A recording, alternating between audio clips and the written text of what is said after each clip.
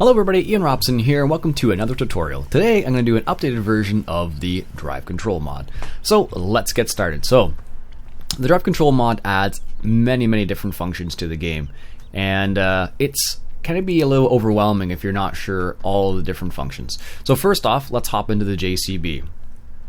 Oh, it's not started. That's one of the very first functions of the drive control mod. It has a manual ignition function. So for example, if I hit my enter key, it will start the engine.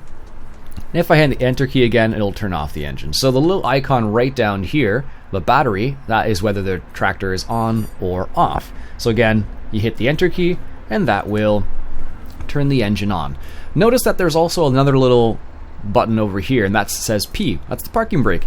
How do we take the parking brake off? It's left control plus B. That'll take off your parking brake. So now we can actually move around. So I can go forward, I can go turn around very easily. I want to go backwards now. Whoa, what's going on here? I only braked. Notice how there is the little arrow here. That is called the shuttle control module. So if I want to change the shuttle control to go backwards, I hit my spacebar, and now I can go backwards. If I want to go forwards, I hit spacebar again, and then it goes forwards. If I want to disable this altogether, I will hold my spacebar for a couple seconds, and then it disappears. And now I don't have to worry about the shuttle control at all. Another function of the drive control mod is four-wheel drive. So if I'm driving along, and I notice that my tires are spinning a little bit, I can turn my four-wheel drive on. Again, look down here. All I need to do is press left shift and 4, and that'll bring up my four-wheel drive. If I'm still slipping because I'm using perhaps an underpowered tractor and I want to add the differential locks, that'll be left shift 5 and left shift 6 will bring up your front and rear differentials. So now your tractor is as grippy as it can possibly be in any scenario, okay? So that's left shift 4 for the four-wheel drive, left shift 5 for one of the front differential locks or the rear ones, and left shift 6 is the other differential lock. So those are the different functions of the drive control mod so far. There also is another function that allows us to adjust the speed or how much throttle we have. So if you look also in the bottom corner right here, you have a pedal for throttle and a gear ratio. So if I want to decrease the throttle, I'll press left shift and then the down arrow, and that'll decrease the amount of throttle I put on. So notice how much slower I'm accelerating now, and then my maximum speed is only like 11 kilometers an hour. That's because I decreased the throttle. So if I put it back up to 100%, then as soon as I put my foot down, I'll get full throttle basically. There also is a gear function there, and you can turn that down or up using left shift and the left or right arrow key. So for the throttle, it's left shift up and down arrow. For the gear ratio, it's left shift left or right on left or right arrow basically. So that will decrease or increase the gear ratio you want to have. So far, I haven't found it very useful. There are some scenarios where it can be useful, but most of the time, it's usually when you're reversing is the only real time where it becomes helpful. The other thing down here for the drive control mod is it has a little hourglass, and that's how many hours there is on this particular tractor. So this is a brand new tractor. I just bought it, so it has 0.1 hours. Might be difficult to see that, but it says 0.1 right down there. Now the other thing we have in the drive control module is this little thing right here. It says 0.0%. What that means is that's the fill level. So for example, if I come over here and if I hop into my combine, my forage harvester right here, and let's say I turn this forage harvester on and I go forward a little bit, and okay, so if I turn my forage harvester on, I just changed the header there for a second. So if I turn my forage harvester on here, watch what happens. So I'll go on and I'll start chopping a little bit of chaff. But notice this little green number right here is increasing. So what that's actually showing you is it's showing you the fill level of this trailer right here. Now, if that combine actually had some sort of capacity in it, what I could do is I could come into my JCB, and that would show me how full my combine is. But in this case, it's not going to show me anything because it's a forage harvester. It has no capacity. So that's what that shows you. Another function of the drive control mod is the pipe cam. So let me just close this for a second. There we go. The pipe cam. So for example, if I back up, see how the pipe cam is going to follow it? So that is a little camera on the edge right here. And you enable that, or you go to that camera by pressing the right Alt key. The right Alt key will do that, okay? And that'll show you the pipe cam right there. And then if you want to follow along, you can see where it's going, and that's what the pipe cam looks like. And that's another function of the drive control mod. Let's turn this guy off. There we go. So another function of the drive control mod is, if I look right here, notice how there's a little path right here where I drove. If I actually drive through my crops now with the drive control mod, I actually do damage to my crops. It's like the wither wheels from 2013 basically. So as you can see, I'm driving through my corn and I'm making marks all over my corn. So this is one of the other modules that affects, well, that's part of the drive control mod. So it basically does damage to your crops if you drive over your crops basically. So it's called the not the ground response. It's called, they call it the fruit destruction module basically. So any of these things that you like or dislike of the drive control mod, one of the really awesome features about the drive control mod is the fact that you can turn each of them off or on depending whether you want them to do that. I have a tutorial on my channel. I'll put a little link in the I'll put a link right now in a info card to that video itself to show you how to disable the shuttle control, which is the same process for any of the other modules you don't like. Alright, so here is another one of the functions of the drive control mod. So as you can see here, I have a baler. Our baler is not turned on, so let's go ahead and turn the baler on, and we'll lower the pickup here.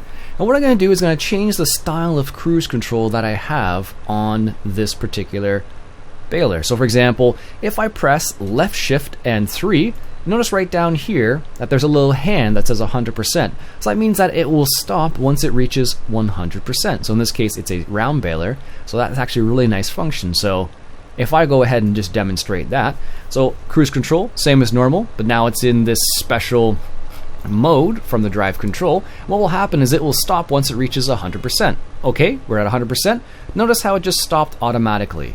Now, one of the things to keep in mind is when you're using that particular function, depending on how fast you're going, there's a little bit of a delay between the time you're full and the time you actually stop. So keep that in mind as well. So that is cruise control set to 100%, and that is with left shift and the number 3. So there's another function. Instead of it being stopping at 100%, there's also a function where it stops at 0%. So let's say I go ahead and put my cruise control on, and I'm spreading a little bit of fertilizer. And if I run out of fertilizer, what will happen here is my drive control will actually stop me instead of continuing on. So here we are down at 50 liters. Once it goes down to 0, this drive control function will actually stop our vehicle because we're out of material. There it goes. It just stopped because it's out of material. Really cool little function. There's one other function. Alright, so there's one other function that you can use with a drive control mod. So there's the cruise control that stops once the implement is full 100%. There's the cruise control function where it stops when you're down to 0%. There's also a function where it matches the speed. So see how it has the arrow up, arrow down, or 2 arrows up? That is the one that matches the speed. So if I come up here beside this combine, you need to be close to the combine, and then you press your cruise control button, and you can cruise at the same speed as the combine. It's like the number 4 button in FS13.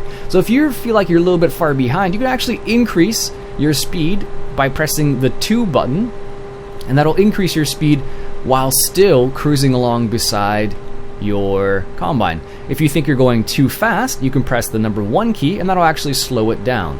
So you can adjust your speed so you're going right beside the combine where you want to be. So I want to be right about here, and I press 2 to increase my speed, and now I'm right beside the combine.